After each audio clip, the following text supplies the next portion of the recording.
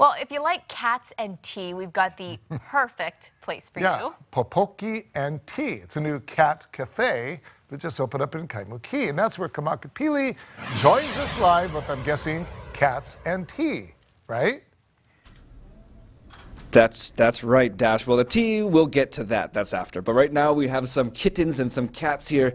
Now, this is all with a brand new company and business that just opened last week. From what I heard, it was a great success in terms of a grand opening. But Popoki and Tea, and to find out more about what it's all about, we're here with the founder and the owner, Liberty. Thank you very much for having us today. No, thank you for hanging out with us. And I think that's exactly what this is all about, right? About hanging out with maybe away from the busyness of the environment and the lifestyle outside of these walls, but also with these cats. Tell us a little bit about what Popoki and Tea is. Sure, yeah. So Popoki and Tea is a new cat cafe in Honolulu. We're in Kaimuki. And the idea with a cat cafe is people can kind of chill out from their busy lives. You know, modern life is really stressful. And they can come in here, they can have experiences with our we have 13 adult cats and 3 kittens right now. And, you know, there have been multiple studies that show that cats and, you know, pets in general can help us ease our stress and by petting them, playing with them. So it's great for not just people who are looking to adopt, but also people who maybe rent, or maybe they have family members who have allergies and so they can't have pets. They can come here and hang out with our cats. Where did the idea of a cat cafe come from? I'm only hearing this term more often within a year or so. Sure. Where did that derive from? So cat cafes actually originated in Asia. The first one was founded in Taiwan in the 90s. And since then, they've just been booming, especially in Japan, because I think Japan has a really huge cat culture. There are over 100 cat cafes in Japan. And in the US, they just started popping up maybe in the last 5 or 6 years.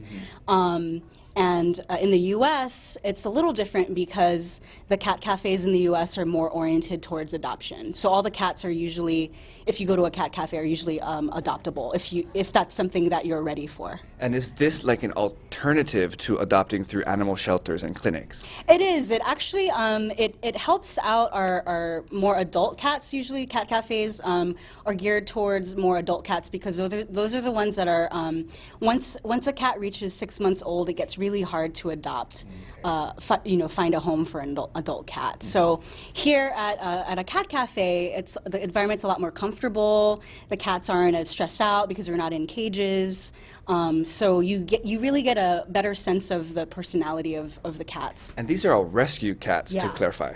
Yeah, so we actually work with a partner rescue. They're a smaller animal rescue organization called Cat Charities, and they're purely foster-based, so they don't have a shelter.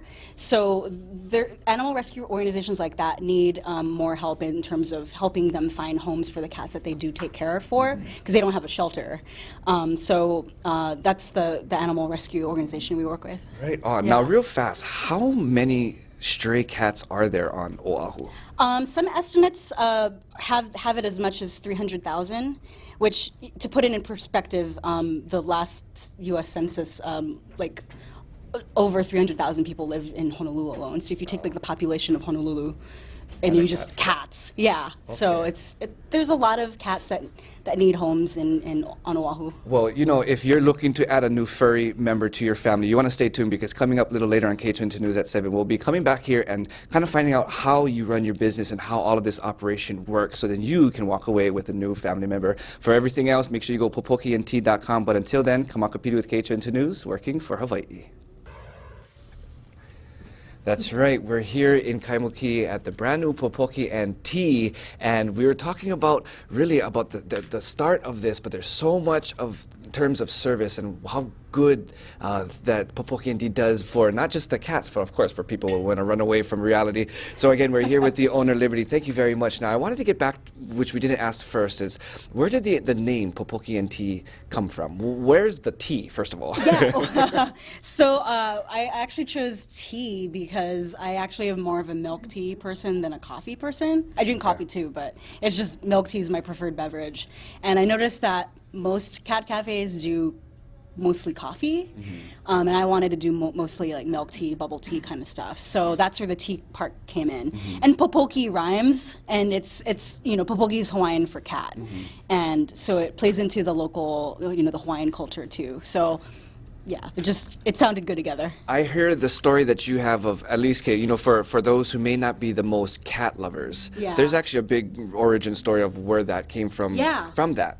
Yeah, actually, so the story is, growing up, my dad actually didn't like cats. He said he was allergic, he just didn't like cats. So my sister and I never actually grew up with cats. We always had dogs.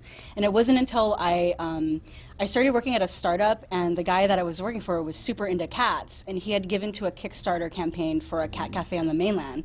And so that's how I first heard about cat cafes.